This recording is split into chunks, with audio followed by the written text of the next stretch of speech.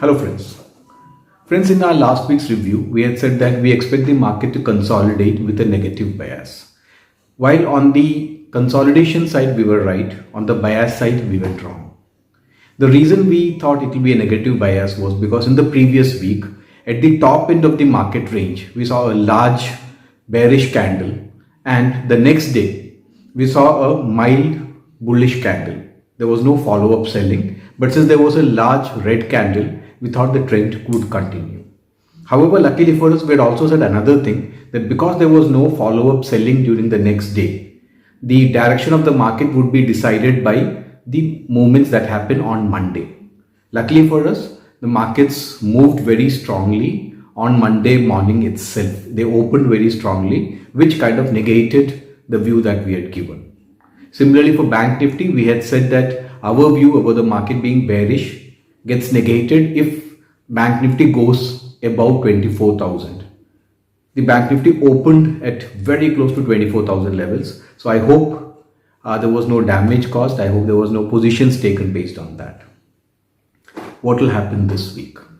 The markets generally, after having opened higher on Monday and going up slightly on Tuesday, were more or less in a consolidation phase. The Bank Nifty closed at about 24,500. The Nifty closed at about 11,900 and odd. What will be the direction of the market next week? Next week is also a expiry week, a monthly expiry week. Let's see what the charts are saying. Let's see what you could possibly be doing in this expiry week. Let's look at this video. And friends, one request, please do subscribe to the video. We appreciate if you like the video and you subscribe it. It encourages us to put more videos like this in future.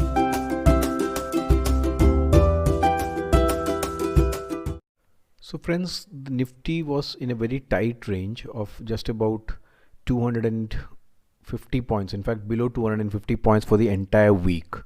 11,775 on the lower side to 12,018 on the upper side. In fact, if you look at from the opening level, the Nifty opened at about 11,870 odd, and between that and the closing, the difference is hardly 50 points. For the week, it closed up 1.5% at 11,930. Bank Nifty was also almost in a 1,000-point range, which is a decent average range, and it closed up 4% at 24,478. If you look at the charts, the Bank Nifty's got a much better chart than Nifty. Mid caps did extremely well. Both mid caps and small caps, they were up about 3.25% each for the entire week. VIX almost unchanged at 21.83. It was 21.6 last week and it was 21.83 this week. What are the market drivers? One of the market drivers have been the news of stimulus package being announced in India in a month's time, and also expectations of a stimulus package in US. The size is still not decided and there is a debate going on that. Metal companies generally saw a big jump in the markets. The results season is already in full flow, and whatever results have come, except for a few financials, most of them, especially from the manufacturing side, have been extremely good. They've been excellent. The industry has been outperforming, and if you look at the results, they're almost equal to the pre-corona quarter and quarter, and if you look at from the lockdown period, they're substantially better, understandably so. Another good news for the banks was the debt resolution process in both Jet Airways and DHFL seem to be going in the right direction, and if it happens, the banks will recover a lot of money from these two companies, which are positive for the banking sector in general. The government is also considering pushing PSU companies to buy back their shares, and that has caused bullishness in a lot of PSU companies. The big event is the US election results on US elections on November 3rd. Any news can make the markets very volatile. In India, we've seen a reasonably sharp reduction in corona cases. They peaked out in mid of September and now are on the decline. Globally, in some places, corona cases have been going up. There have been some lockdowns in certain pockets in Europe. But in India, it's almost the normalization of economy is what you're seeing. But one thing we should remember is looking at the valuations. We are at almost 30 PE. The good news is already factored in by the large caps, and actions can shift to mid caps and small caps going ahead. What are the factors coming in the next week? One is the Bihar elections. The first phase of the elections happen on 28th October, which is very close. Corona vaccine entering the third phase of development in India, which again is positive. One negative news, especially for the pharma sector, was the US FDI warning letter. The US FDI issued a warning letter to Aurobindo Pharma. This is something that is generally worried, and we've seen this happening in pharma companies for many years. During COVID, this was quite reduced, but now it looks like the letters are now beginning to come, and Aurobindo Pharma received a warning letter from the US FDI. The core sector output result comes on 29th October. The figures come on 29th October. RBI does a open market purchase, OMO you call it, of 200 billion rupees of long dated bonds. And then you have the big event of expiry. It happens every month, but that keeps the market very volatile. And that is on Thursday, 30th October. Result season, as I said, is in full flow. Next week you have a lot of biggies lined up. Kotak, State Bank, Mahindra & Mahindra, Bharti, Tata Motors, Axis, Dr. Reddy, Titan, Maruti, you name it, Reliance, the big daddy. All of them, the results come next week, and that will keep the market very busy. One thing we need to remember is market is very close to the double top of 12,025. We need to wait for the market action around this level, and that is what will decide the future market action. What have the FIIs and DIIs been doing? FIIs bought shares worth 4,800 crores. There have been reasonably large buyers over the last week. But the Indian institutions, they've been sellers, and they've sold much more than what the FIIs have bought. FIIs bought 4,800 crores. DII sold almost 7,000 crores. Net on net, about 2,100 crores selling by the institutions. And despite that, market seems to be going up. Now let's review the daily charts of the Nifty. If you look at the Nifty, it's been you saw a large candle here, a large bearish candle here, and then after that, all the 6 days, the market is moving within this range of the big candle, right? So you can see here, market opened higher, but then from there wasn't able to make any direction. You're seeing a lot of dojis here. All of these, every single day over the last 5 days, the market made doji candles. The market is indecisive on where to go. If you look at the other side, the other interesting movement is around 12,020. It's made 1, 2 and 3 tops. 3 times it has reached this level, and now we need to see this time what happens. Does it break down or does it break up? That's something we all need to watch out for. The MACD is kind of flat, showing a consolidation.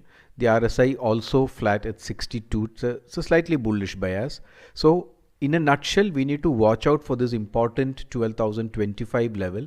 If the market closes above that, then we could expect a bullishness. Otherwise, the market could be consolidation. Look at the Nifty weekly charts. It's an indecisive doji candle on the weekly charts. The highs of the week previous and the current week were the same. So we've seen a higher low, but we've seen a higher low, higher close, but the high was the same. Kind of gives a indecisiveness.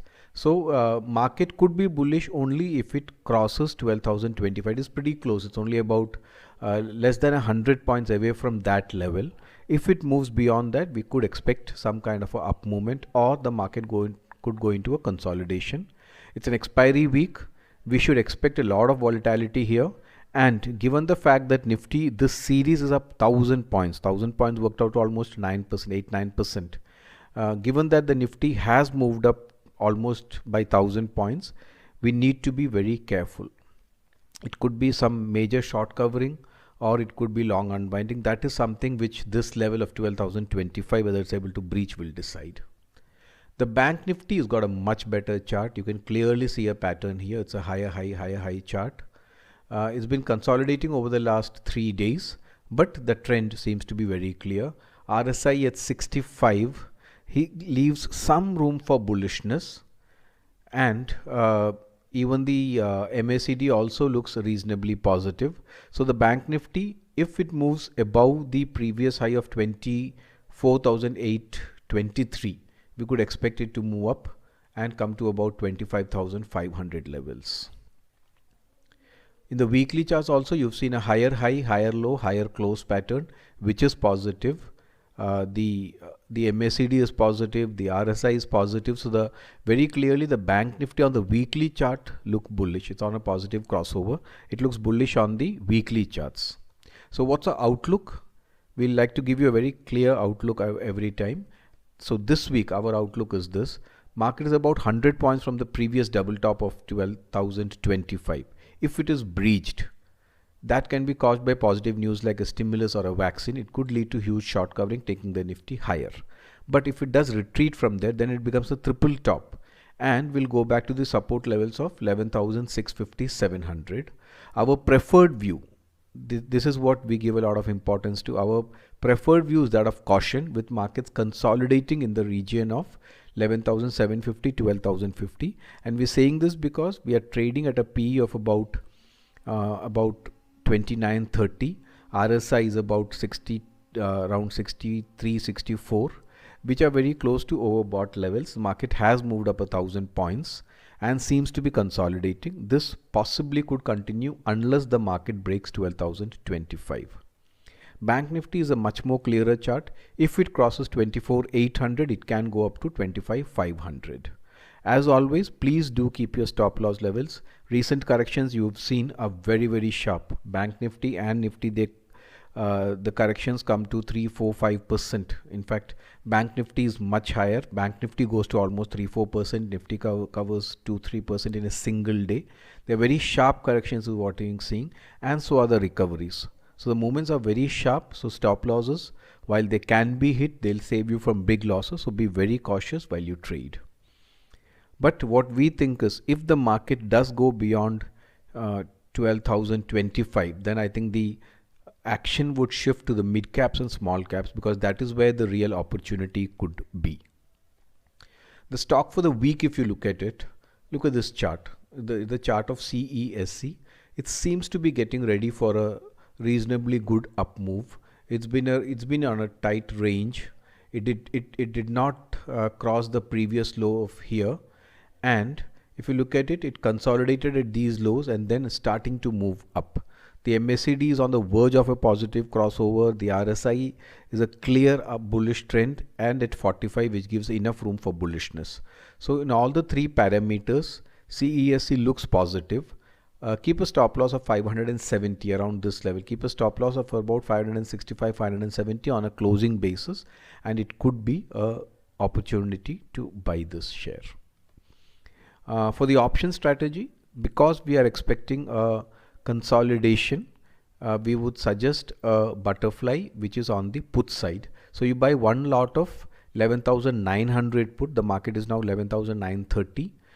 Sell two lots of 11,700 and buy one lot of 11,600. So here the gap is 200 points. Here the gap is only 100 points. The total cost comes to 42 rupees. With a lot size of 75, your maximum loss is 3,200 rupees and your maximum profit is 11,200 rupees. The risk reward works out to a good 1:4. Do this, and in case the Nifty crosses 12,050 on Monday or Tuesday, you could exit it. Your loss would be much lower than the 3,195. It could probably be some 1,500 rupees. If it moves about, if it closes about 12,050, it would be good to exit this position at a much lesser loss. However, if it does consolidate, you stand to make a reasonably decent profit. Our view here is that Nifty will consolidate mildly, even on expiry. So friends, this is it from me. I hope you're liking the video. I hope you're finding them useful, and kindly do subscribe to our channel, and please give us your comments on how you are liking the commentary and how you would like us to improve. Thank you.